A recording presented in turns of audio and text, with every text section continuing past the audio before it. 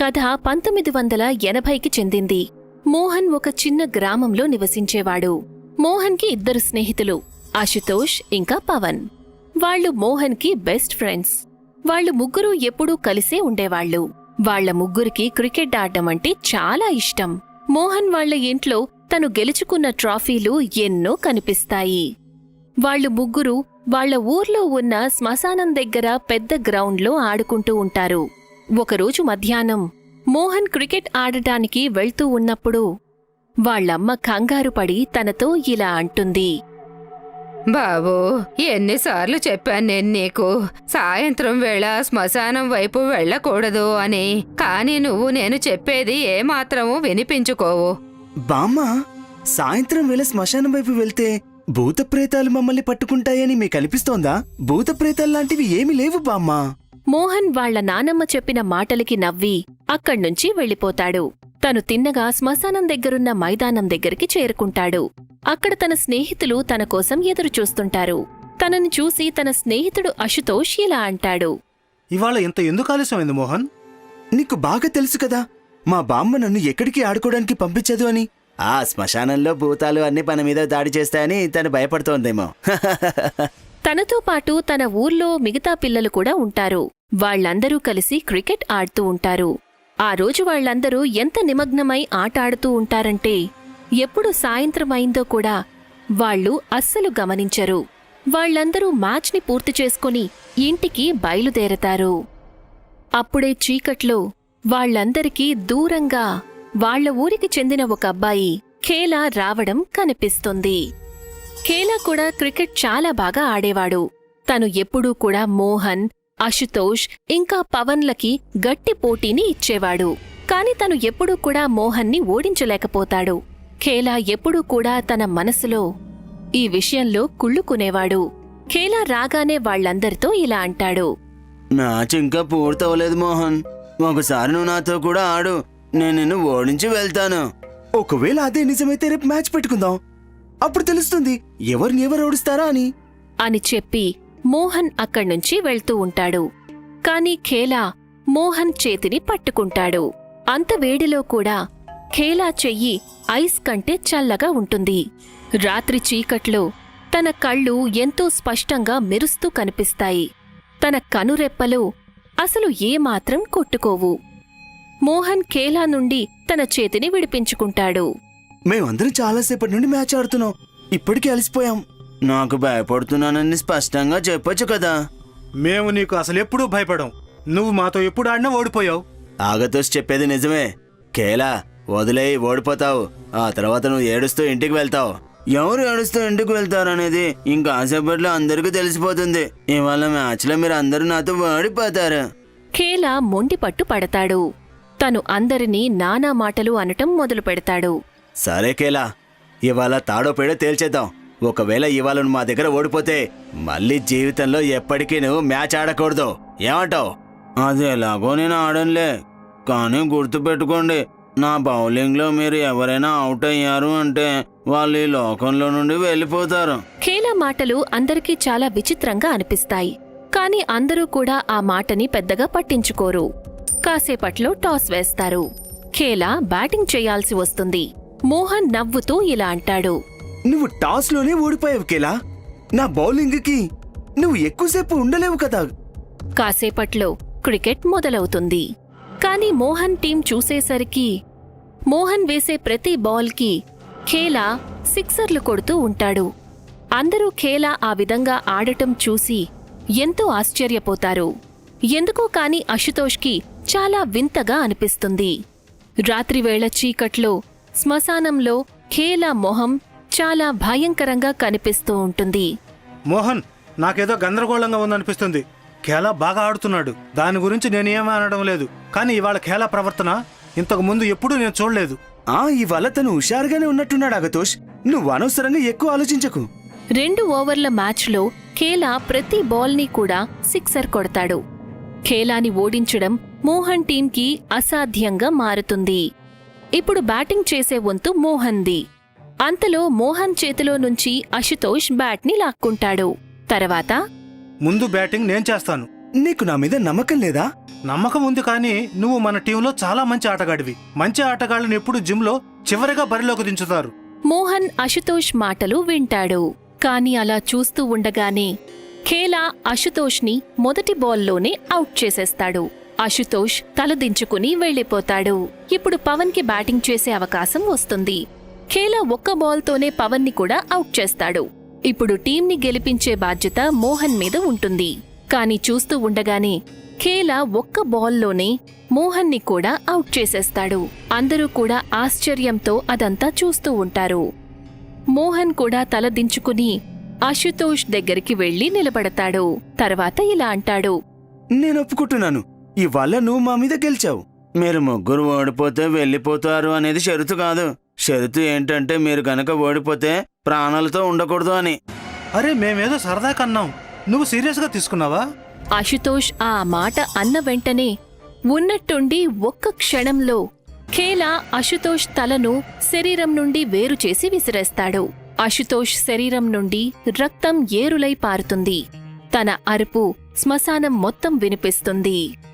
అది చూసిన తర్వాత మిగతా పిల్లలకి కాళ్ళు చేతులు ఆడవు. వాళ్లందరూ చూసేసరికి ఖేలా మొహం ఎంతో భయంకరంగా మారుతుంది. తన మొహం చూసి ఎలా అనిపిస్తుందంటే తను శ్మశానంలో మండుతున్న చితిలో నుండి అప్పుడే లేచి వచ్చినట్టు అనిపిస్తుంది. చూస్తూ ఉండగానే ఖేలా పవన్కి కూడా అదే గతి పట్టిస్తాడు. మోహన్ ఇంకా మిగతా పిల్లలు అక్కడ్నుంచి పరిగెత్తడం మొదలు పెడతారు. ఖేలా కూడా వాళ్లని వెంబడిస్తాడు. పరిగెత్తుతూ ఉన్నప్పుడు ఉన్నట్టుండి మోహన్కి వాళ్ల ఊరి వాళ్లు అటువైపు వస్తూ కనిపిస్తారు. వాళ్లు ఎవరిదో శవం తీసుకుని వెళ్తుంటారు. మోహన్ ఇంకా పిల్లలు పరిగెత్తుతూ అక్కడికి వెళ్తారు. వాళ్లల్లో ఒక వ్యక్తి, అతని పేరు సురేష్. అతనికి మోహన్ జరిగిందంతా చెప్తాడు. ఆ పిల్లలు చెప్పిన మాటలు విని వాళ్లందరూ చితిని కిందకు దించుతారు. మీకేమైనా పిచ్చి పట్టిందా? ఏం మాట్లాడుతున్నారు మీరు? మేం మా కళ్ళారా చూసాం శిరీషనా. ఆ కేలా నా స్నేహితులిద్దరినీ చాలా దారుణంగా చంపేశాడు. తన మోహన్ చాలా భయంకరంగా ఉంది. నువ్వేం మాట్లాడుతున్నావు మోహన్? కేలా నీ స్నేహితుల్ని ఎలా చంపుతాడు? మీకు నా మాటల మీద నమ్మకం లేకపోతే మీరు వీళ్ళిద్దరిని అడగండి. వీళ్ళు కూడా నాతో పాటు స్వయంగా చూశారు. ఒకవేళ అదే నిజమైతే నేను చెప్పేది విను. కాసేపటి క్రితమే కేలా మీతో క్రికెట్ ఆడడానికి బయలుదేరాడు. కానీ ఒక దుకాణం దగ్గర తలుపు ఉంటుంది కదా, అది మీద పడింది. కేలా అక్కడక్కడే చనిపోయాడు. ఇది ఎవరి చితి అనుకుంటున్నారు? కేలాదేది అని చెప్పి సురేష్ చితిమీద పడుకొని ఉన్న శవం మీద దుప్పటిని తీస్తాడు. అది చూడగానే మోహన్ ఇంకా మిగతా పిల్లలు ఆశ్చర్యంతో అలాగే ఉండిపోతారు. వాళ్లు చూసేసరికి అది ఖేలా శవం. మోహన్ గట్టిగా అరుస్తూ వణికిపోతూ అక్కడ్నుంచి భయంతో పరిగెత్తుతూ ఇంటికి వెళ్ళిపోతాడు. తను జరిగిన విషయమంతా వాళ్ల నానమ్మతో చెప్తాడు. ఆ రోజు రాత్రే అశుతోష్ ఇంకా పవన్ శవాన్ని కూడా కాల్చేస్తారు. వాళ్ల శవాలని ఖేలా శవంతో పాటు కాలుస్తారు. మోహన్ ఆ సంఘటన జరిగిన చాలా రోజుల వరకు అనారోగ్యంతోనే ఉంటాడు. ఇప్పుడు తను ముసలివాడైపోయాడు. కాని ఎప్పుడు ఆ సంఘటనని గుర్తు చేసుకున్నా భయంతో వణికిపోతాడు. తను చూసింది ఖేలా ఆత్మను కాబట్టి.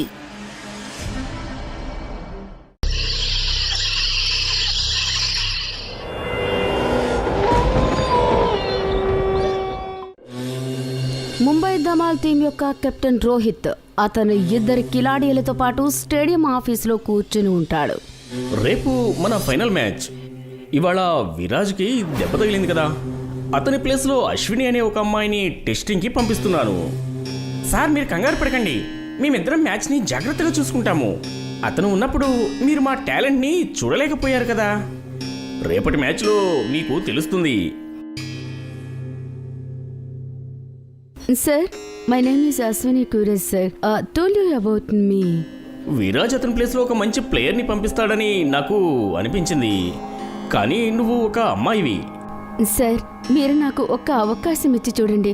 ఇది నా కల సార్. ఐపీఎల్లో గెలవడం, ఇంకా పేరు ప్రఖ్యాతలు పొందడం.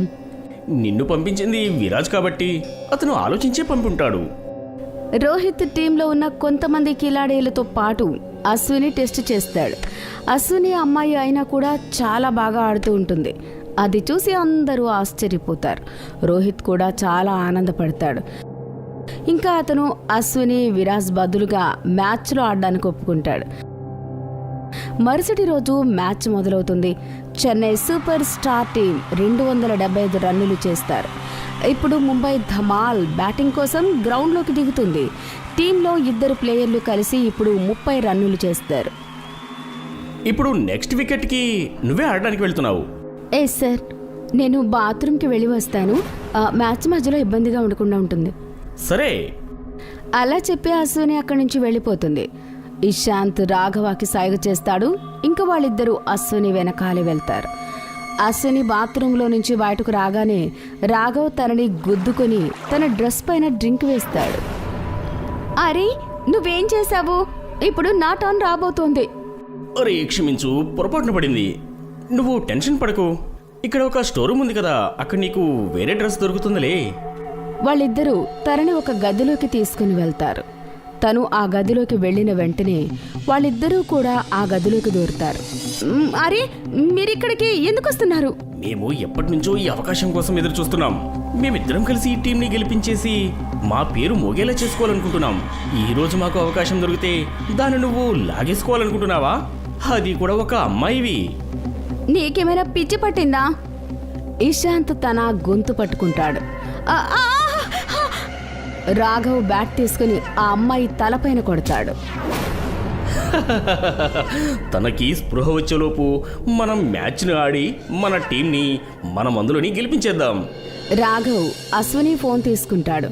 ఇంకా ఇద్దరూ బయట నుంచే డోర్ గొళ్ళెం పెట్టి వెళ్ళిపోతారు.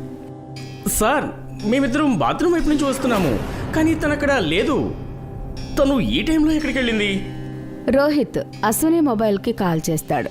తన ఫోన్ స్విచ్ ఆఫ్ వస్తుంది. అప్పుడే వాళ్ళు ఒక ప్లేయర్ కూడా అవుట్ అయిపోతారు. అరే, తన టైం వచ్చేసింది, కానీ తను ఎక్కడుంది? సార్, మీరు కంగారు పడకండి, నేనున్నాను కదా తన బదులు ఆడటానికి. సరే ఇషాంత్, నువ్వు వెళ్ళు. ఇషాంత్ ఆడడానికి వెళ్తాడు, కానీ అతను అస్సలు బాగా ఆడడు. అతను 2 ఓవర్లలో 7 రన్నులు మాత్రమే తీస్తాడు. ఇప్పుడు నెక్స్ట్ వికెట్ పడ్డ వెంటనే నేను వెళ్తాను. అప్పుడు నేను చూపిస్తాను నేనంటే ఏంటో. అప్పుడే రోహిత్ మొబైల్కి అశ్విని కాల్ వస్తుంది. అరే అశ్విని, ఎక్కడున్నావు? నేను నీకు బదులు ఇషాంత్ని పంపించాల్సి వచ్చింది. అది చూసి రాఘవ్ ఆశ్చర్యపోతాడు. అశ్విని మేము స్పృహ కోల్పోయేలా చేసి రూమ్లో బంధించాం కదా, తన మొబైల్ కూడా నా దగ్గరే ఉంది. మరి తన నుంచి కాల్ ఎలా వస్తుంది? సార్, నా కడుపులో చాలా నొప్పిగా ఉంది. నేను 10 నిమిషాలు వస్తాను. మీరేమీ కంగారు పడకండి సార్. సరే, త్వరగా రా. నేను ఇప్పుడే వెళ్ళి చూస్తాను సార్, అసలు రహస్యం ఏంటనేది. రాఘవ్ మళ్ళీ స్టోర్ రూమ్ దగ్గరికి వెళ్తాడు. గొళ్ళెం బయట నుంచి ఇప్పటికీ వేసే ఉంటుంది. అతను గొళ్ళాన్ని తీస్తాడు. ఇంకా లోపల అడుగు పెడతాడు. అక్కడ నేలపైన కారుతున్న రక్తం ఇంకా అశ్విని శవాన్ని చూసి అతను భయపడిపోతాడు. మేము కేవలం తనని కళ్ళు తిరిగి పడిపోయేలా చేయాలనుకున్నాము, కానీ తను చనిపోయింది. ఓ మై గాడ్, అసలు మేమేం చేశాము? తను చనిపోయి ఉంటే సార్కి కాల్ ఎవరు చేశారు? అప్పుడు గదిలోని లైట్లన్నీ రంగులు మారి రక్తపు రంగులోకి వస్తాయి. అతనికి సరిగ్గా వెనుక అశ్విని ఆత్మ నిలబడి ఉంటుంది. తన కాళ్ళు గాలిలో ఎగురుతూ ఉంటాయి. శరీరం మొత్తం నీలిరంగులో మారిపోయి ఉంటుంది. వెదవా! రాఘవ్ వెనక్కి తిరిగి చూసేసరికి అతని కళ్ళు ఆశ్చర్యంతో నిండిపోతాయి. అతను అరుస్తూ తలుపు దగ్గరికి పరిగెత్తిన వెంటనే అశ్విని అతని గొంతు పట్టుకుంటుంది. ఇవాళ నువ్వు అవుతావు man of the match. Ashwini తన శవం పక్కన ఉన్న బ్యాట్ని తీసుకుని రాఘవ్ గుండెల్లో దింపుతుంది. ఆ దాడి ఎంత వేగంగా ఉంటుందంటే బ్యాట్ తన గుండెల్ని చీల్చి లోపలికి వెళ్తుంది. రాఘవ్ నోట్లో నుండి రక్తం కారుతూ ఉంటుంది. ఇంకా అతను అక్కడే చనిపోతాడు. అక్కడ ఇషాంత్తో పాటు ఆడుతున్న విజయ్ కూడా అవుట్ అయిపోతాడు. ఇషాంత్ ఎదురు చూస్తూ ఉంటాడు రాఘవ్ వస్తాడు అని. కానీ అతను రోహిత్ పక్కనే నిలబడి ఉన్న అశ్వినిని చూసి ఆశ్చర్యపోతాడు. అరే, తను బయటికి ఎలా వచ్చింది? ఈ రాఘవ్ ఎక్కడికి వెళ్ళాడు? రోహిత్ అశ్విని ఆడడానికి పంపిస్తాడు. ఆడియన్స్ కూడా ఆలోచిస్తూ ఉంటారు, ఒక అమ్మాయి క్రికెట్ ఆడుతుందా అని. కానీ అశ్విని ఆడడం మొదలు పెట్టిన వెంటనే గేమ్ తీరే మారిపోతుంది. అప్పుడప్పుడు 4, అప్పుడప్పుడు 6. ఆడియన్స్ అందరూ ఆశ్చర్యపోతారు. ఇంకా తనతో పాటు ఆడుతున్న ఇషాంత్ ఈర్ష్యతో రగిలిపోతూ ఉంటాడు. 32తో ఆడిన తర్వాత అతను కూడా అవుట్ అయిపోతాడు. ఈర్ష్యని తట్టుకోలేకపోతాడు. ఆ తర్వాత ఇంకో 4 ప్లేయర్లు కూడా అవుట్ అయిపోతారు. కానీ అశ్విని మాత్రం లాస్ట్ వరకు ఆడుతూనే ఉంటుంది. ఇప్పుడు వాళ్ళు 5 రన్లు ఆడాలి. ఇంకా బాల్స్ కూడా 3 మిగిలి ఉంటాయి. ఎదురుగా ఉన్న టీంలో అతను బాల్ వేస్తాడు. ఇంకా అశ్విని దాన్ని వేగంగా 6 కొడుతుంది. అది చూసి పబ్లిక్ విజిల్ వేస్తూ ఉంటారు. ఇంకా చప్పట్లు కొడుతూ ఉంటారు. రోహిత్ ఆనందానికి అవధులు ఉండవు. రాఘవ ఎక్కడ ఉన్నాడో ఇప్పటికీ ఎవ్వరికీ తెలియదు. ట్రోఫీ తీసుకున్న తర్వాత టీం మళ్ళీ స్టేడియంకి వస్తుంది. కానీ స్టేడియంకి వచ్చిన తర్వాత అశ్విని కూడా రహస్యంగా మాయమైపోతుంది. తన మొబైల్ కూడా స్విచ్ ఆఫ్ వస్తుంది. రోహిత్ పోలీస్ స్టేషన్కి వెళ్ళి రాఘవ్ ఇంకా అశ్విని మిస్సింగ్ కేసు రాయిస్తాడు. ఒకవేళ ఆ అశ్విని రాకపోయి ఉంటే నేను ఆ మ్యాచ్ని గెలిపించి ఉండేవాడిని. ఈ రాఘవ ఎక్కడికి వెళ్ళాడు అసలు తెలియడమే లేదు. అప్పుడే అతనికి రోహిత్ కాల్ వస్తుంది. ఏమైంది సార్? రాఘవ ఎక్కడున్నాడో తెలిసాడా? రాఘవ్ మరియు అశ్విని శవాలు మన స్టోర్ రూమ్లోని దొరికాయి. నాకు అసలు అర్థం కావడం లేదు. ఏం జరుగుతుంది? అప్పుడే హఠాత్తుగా అతని గది మొత్తం పూర్తిగా చీకటిగా అయిపోతుంది. ఎవరో అతని గొంతును నొక్కుతారు. ఇంకా అతను స్పృహ కోల్పోతాడు. ఆ తర్వాత అతనికి స్పృహ వచ్చిన తర్వాత అతనికి ఏమీ అర్థం కాదు. అతను క్రికెట్ మైదానంలో ఉంటాడు. ఇంకా పిచ్ పైన నిలబడి ఉంటాడు. అతని పక్కనే అతని బ్యాట్ నేలపైన పడి ఉంటుంది. అశ్విని ఆత్మ చేతిలో బాల్ పట్టుకుని అతనికి ఎదురుగా ఉన్న పిచ్లో నిలబడి ఉంటుంది. నీకు మ్యాన్ ఆఫ్ ద మ్యాచ్ అవ్వాలి అనే కోరిక ఉండేది కదా, ఈరోజు దాన్ని పూర్తి చేసుకో.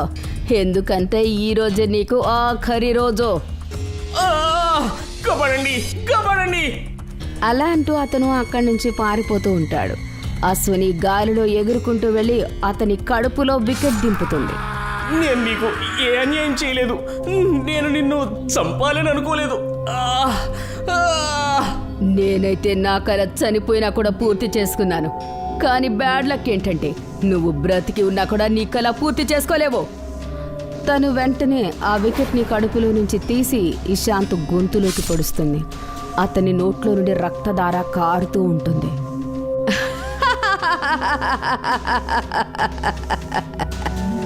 3 కిలాడీలు ఎలా చనిపోయారో ఇవాల్టి వరకు ఎవ్వరూ తెలుసుకోలేకపోయారు. కానీ అశ్విని ఒక అమ్మాయి అయ్యుండి తన మొదటి మ్యాచ్లోనే ఒక టీంని ఎలా గెలిపించిందో, తన కలను ఎలా నెరవేర్చుకుందో, తన ఆట క్రికెట్ ప్రపంచంలో ఎప్పటికీ పేరు ప్రసిద్ధి చెందుతుంది.